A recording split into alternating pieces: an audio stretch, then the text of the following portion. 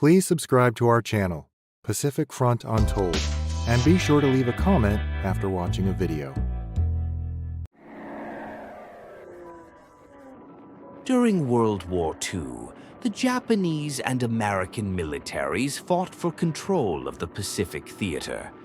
In 1942, General Douglas MacArthur served as the Supreme Commander of Allied forces in the Southwest Pacific, overseeing operations in the Philippines, Australia, and New Guinea, among other areas.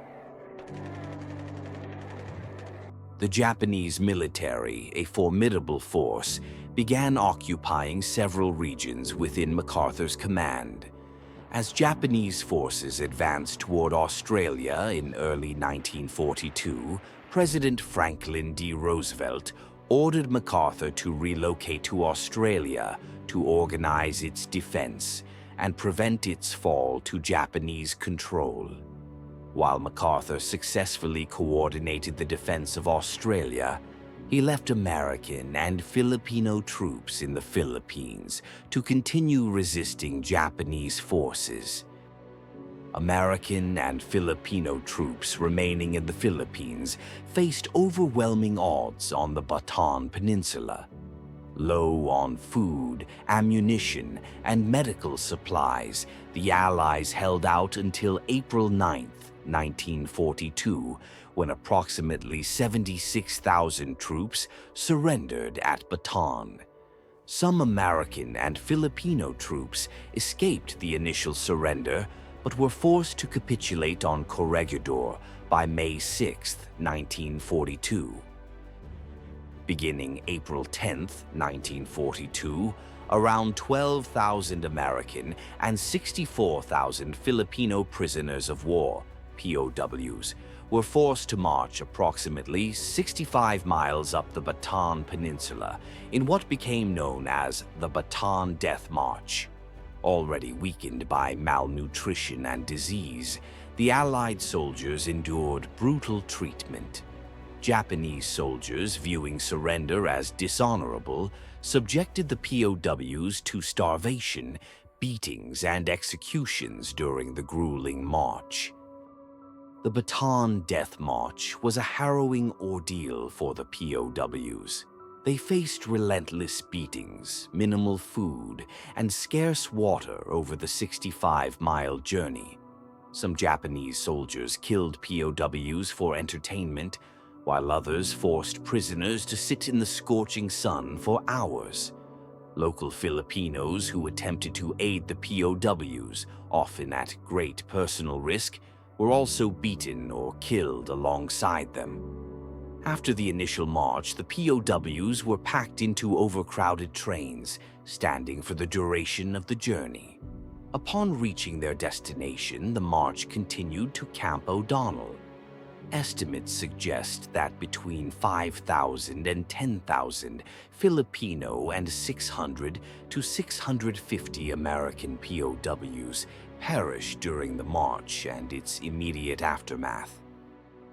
Upon arrival at Camp O'Donnell, the POWs faced ongoing brutality. As camp commander, Captain Yoshi Tsuneyoshi would state in the entrance speech, "The POWs were members of an inferior race, and we will treat you as we see fit. Whether you live or die is of no concern to us." Disease, starvation, beatings, and executions were rampant. By the time Camp O'Donnell closed in early 1943, approximately 1,500 American and 20,000 Filipino POWs had died. Surviving prisoners were transferred to other camps, including Cabanatuan. Survivors later provided harrowing accounts of their experiences. James W. Carrington, a POW at Cabanatuan, recounted on August 21, 1946. 4 soldiers attempted to escape and were captured. They were tortured for 3 days by having their arms and legs tied in such a position as to cause violent muscular pains. Every time the guard would change, every 2 hours, the new guard would beat these 4 men.